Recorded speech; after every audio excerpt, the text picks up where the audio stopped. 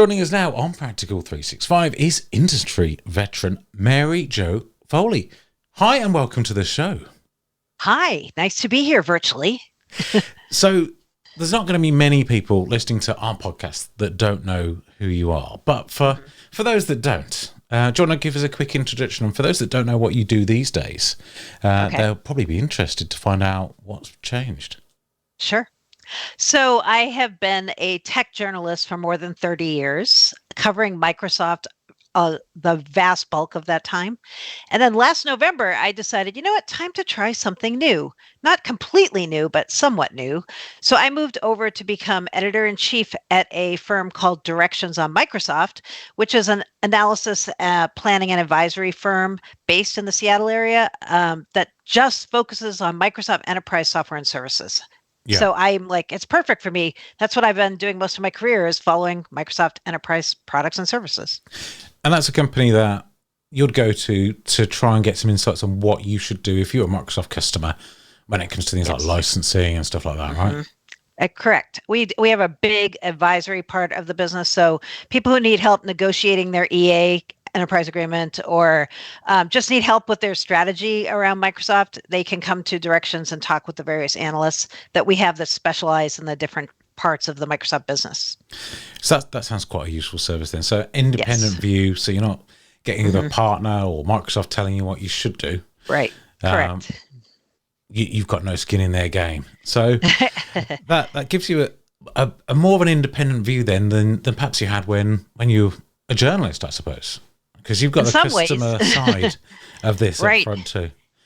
Right. So, I feel like when you're a journalist, you cover whatever comes out as news from the company, right? Whether people are ready to use it or not yet ready to use it. And as someone who works on the analyst side, you have to listen to what customers are saying and asking and where they're at now. And many times they are not at the place that Microsoft would like them to be, or that the news reflects. So yeah, you hear a lot of these big announcements. You're obviously aware that it takes a while for them to transpire, but as you say, there's a lag between things actually arriving and customers saying, right, well, we've done that, we've implemented the whole thing. Now we want something extra.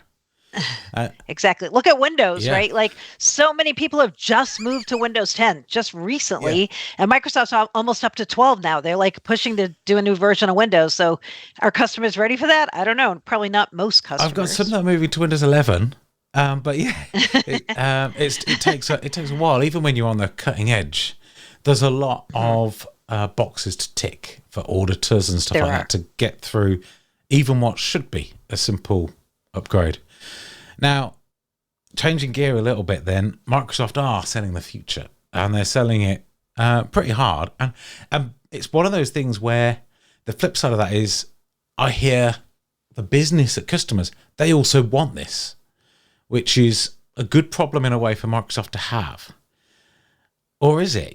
They're focusing so hard on it. Is that the right thing? I feel like Microsoft saw last year the trends that were happening in the industry. That's when they started talking about customers need to do more with less. They don't really mean that, right? They mean we want customers to do more and spend more with us, but maybe we're going to package it in a different way. Yeah. So they already saw the trends last year with Azure sales starting to slow down, PC sales slowing way down. And so if you're Microsoft and you want to have repeatable revenues always on the incline, you have to think, what are we going to position and sell now? And it just kind of happened. AI was kind of up and coming with what was going on with OpenAI and ChatGPT. So Microsoft's like, okay, you know what? We were going to do metaverse, but now we're going to do AI instead. So I think customers have seen all these cool demos that Microsoft's been showing at different events, and they're like, ooh, I want that. But meanwhile, I don't even think they know what they want, because all they've seen are some partial demos of maybe this will happen. Maybe you'll get to do this. Maybe this will work for you. And at this point, only 600 or fewer customers even have access to like Microsoft 365 Copilot. So do they know what they want? I don't think so, because they haven't even put hands on it or tried it, right? I mean, I know that there's customers who are using Azure solutions with OpenAI. So there's effectively sample code that you can take that's fairly straightforward to use. We can they're taking data from SharePoint, putting it through a service so they can then interrogate it and do Right. Copilot built yourself sort of things. Not quite, Right. not complex at all, and No. seeing some value from it. But I do hear a lot of questions about AI is something that our business wants. Do you hear that defined in complete terms from the business, where they know that what they actually want to get out of it and what the benefit is going to be to the business or the bottom line? No, definitely not on either case. I think they they don't know what they want because they haven't really been able to see how it Hmm. works, right? And so they keep thinking it's like the consumer side. So it's like Bing Chat, right? Or it's like Chat GPT. But I when these products finally do come to market, when you have Microsoft 365 Copilot and Security Copilot, I don't think they're going to work the way people think they're going to Yeah. work. And I think you're going to have a different skill set to make them work even closely to what Microsoft's shown in the demos. Like, how many people are really prompt engineers or know how to structure a prompt, right? Yeah. I don't think they've thought about that. Like, how is that going to actually work? Is that going to make my work harder in some ways or easier? If it doesn't make it easy, then I suppose it's missing the point, because I Right. was talking to some folks where I work, and my feeling was the proof in the pudding is going to be that if there's a prompt that is somewhere behind the scenes that is going to something, then the clever bit is knowing what you're working on, knowing the things that you could be using in that product, and then taking the subset of that data and you ask it the question and it knows the context of why you're asking, and puts all that stuff around it so you don't have to think Hmm. about it.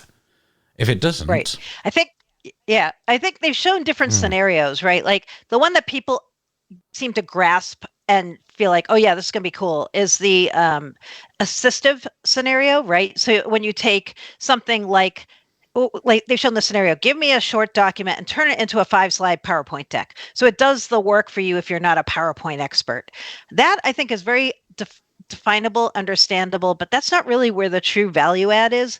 The value add is more like when the Copilot goes across apps and assembles different things using the Graph API and using your business data. yeah, And I don't think customers really have thought through like, oh, so how do I even make that work? And am I willing to do that? Like, am I willing to let it train on my own data, even if it's not exposed publicly? So I think there's a lot of things that people just are like, oh, it'll be so cool to have Windows Copilot make me switch to dark mode without me having to change my settings. I'm like, yeah, but that's not really what they're trying to sell you, right? It's more like that, work across all my apps and collect data and then show me like all these insights, almost more like an analytics product. yeah. I think it's a bit like cars where it's using computer vision for reversing sensors. A light Yes. sensor could do this for you, and it use less compute than it knowing the time of the day. Hmm. But the worry, is that Microsoft don't deliver though on this, and some of the stuff that sounds really good. I had something this morning talking to some folk at a customer, and why should we convince our CEO that we should move to the cloud? And I'm going through some of the things like PowerPoint Designer, and I Hmm. don't think that that's gonna move the needle, Right. that it turns some bullet points into a nice diagram, even though I was using it as I was writing the bullet points. But I don't think that, would you pay for it? It, Right. That's the key, right? And that's the biggest thing we don't Mm, know. How is this going to be priced and licensed? And we keep asking because customers keep asking us that. That's the number one question we get. Yeah, but how am I going to license this, or how much is it going to cost me, and what do I need to have as prerequisites for making this work? And they won't answer any of those yeah. things. So they've hinted like the pricing might be like GitHub Copilot. So if it's like that, it'll be $10 per user per month for individuals and 19 per user per month for businesses. Um, that's a pretty hefty add-on if you have a large organization. And And who'd you get it then do for? you get into Do you get it? and can you even get it for half your users or not the other half, right? But do you buy it for the? I'm paraphrasing many articles about what's going to happen to people and their jobs. Do you Yeah. buy it for the Right. early career people who are smart, ambitious, but don't know all the stuff yet? Or do you buy it for the mediocre people who can generate the stuff slowly? Who'd you buy it for? Yeah, I know. Who gets Right. who gets the And then what golden happens ticket? if you don't what if happens if you don't buy it for everyone, but somebody needs it? Like say you are, distributing something that you've generated with AI and so that people can see all the meeting notes and be all clued in on what's going on. But what if you don't have or you haven't purchased the Copilot for everyone? So can everyone see it? I'm doubtful, right? It's the complex world of Microsoft licensing is something that I know your company just specialize in. But it's We one do. of those headaches where in the show today we talked about the Teams Premium SKU Hmm. and the assisted AI assisted. And of course, now Microsoft are very, very clued into GPTs, a thing people like. It's not just AI, it Yes. is GPT powered, meeting Right. notes and tasks. It's Hmm. usually like the person creating the thing, isn't it, though? But you never Right. know. Yep. That's the thing. Not now. You don't. No. Syntax was one example of an AI technology that people weren't buying a lot of. And then they came up with a different licensing model, but time will tell whether moving it to an Azure type consumption model changes the needle, I suppose. I mean, what do you think? True. I agree. They've hinted lately that, oh yeah, but we also have to figure in consumption costs because it costs us a lot of money for people to be generating these queries and getting them answered. So then you're like, okay, so there may be a flat fee like that's an add-on, but then there may also be like a consumption fee, added onto that. And how much Azure OpenAI do you have to make this work? There's so many unknowns, and I think I heard from one person who said, "No, it's going to be free." I said, "I can tell you one thing: it's definitely not going to be free. That I am 100% sure. It's not going to be free." It's going to be very interesting to see how this transpires over the years because we've still got Hmm. computing power coming onto to desktops. People are buying Right. bits that can do some of this. Hmm. It could be Hmm. quite a competitive landscape as well. True. Right. The whole hybrid loop concept that they've been talking up with Windows, where some of the processing can be done on device, and then some in the cloud, and you can change the ratio when you need more in the cloud, less on the device. But I'm like, yeah, that's another licensing and pricing nightmare, right? Like, how are you going to price and license that to people when it's obviously going to include some kind of consumption cost and fee? But how is that going to work? And are you going to, will you need Windows 365 or Azure Virtual Desktop as part of that? We don't You know, know. people say So many AI is unknowns. coming after our jobs, and then some of these reports say AI is going to generate more jobs. I was thinking, Charlie in the Chocolate Factory, and you end up maintaining the machine that does your job. Actually, it's just Mhm. things will get more complex They for will. at least folks I in always say, IT.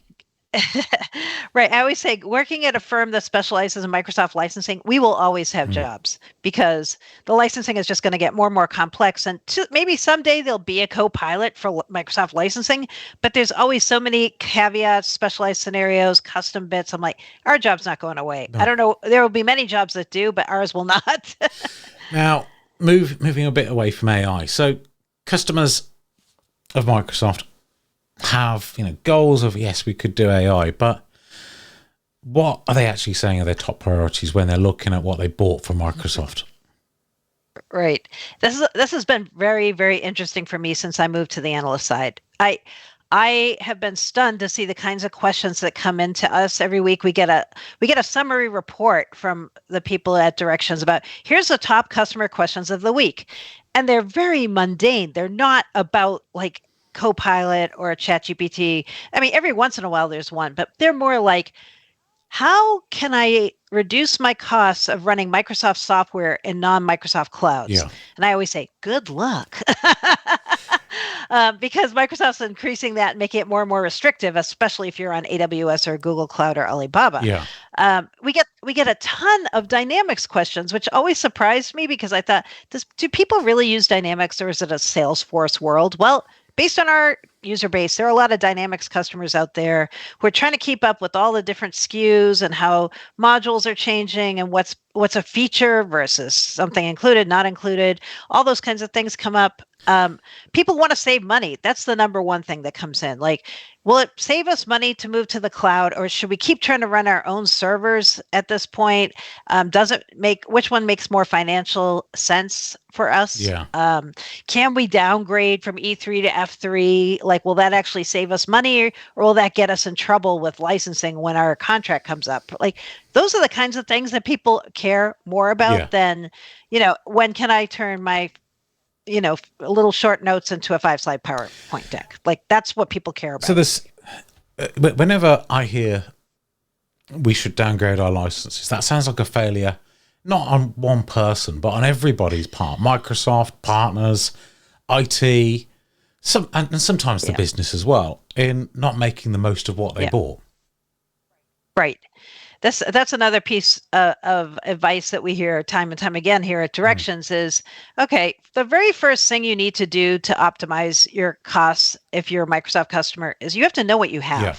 And that sounds so basic, but so many people don't know what they have. Like, they don't have a software asset management tool, or they've lost their like Microsoft contract documents, and they don't know how many licenses they have of something, and like these kinds of things. And I'm like, are you kidding me? But no, these are real things or they're like, yeah, we had to downsize because of the tough economic climate, but that doesn't mean Microsoft lets you just say, okay, I'm not using those licenses anymore, right? Like, that's not how that works.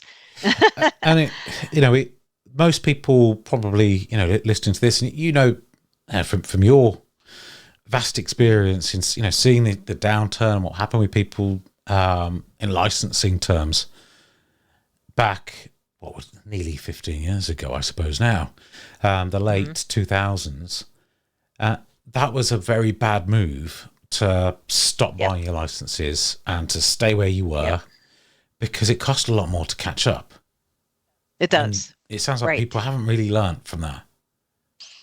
No, I think people want the quick fix in everything in life, right? Including Microsoft licensing. So they're like, oh, you know what? We just had to shed 30% of our employees. So we're just going to stop using 30% of our licenses, and I guess we won't have to pay for them. Nope, doesn't work like that. I think it's interesting. Like, some of these most basic things you have to keep pointing out to people. Like, you can negotiate to reduce the number of licenses you have, but it has to be when your contract comes due.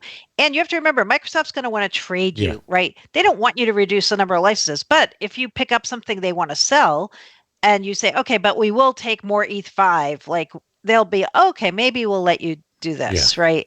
So we always talk about at Directions the give-get model of Microsoft licensing, right? You're going to get something, but you have to give something to them to get it. And I suppose if you're listening to this mid-June, this isn't going to be the best moment of the year to start that conversation.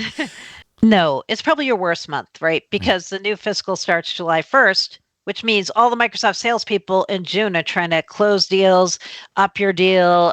This is like the time when the salespeople are rabid, right? And they just need to sell the most they can because this is the end. And but if you're just about to sign on the dotted line, then now's your moment to eke a little bit of funding for whatever that initiative is, or what have you.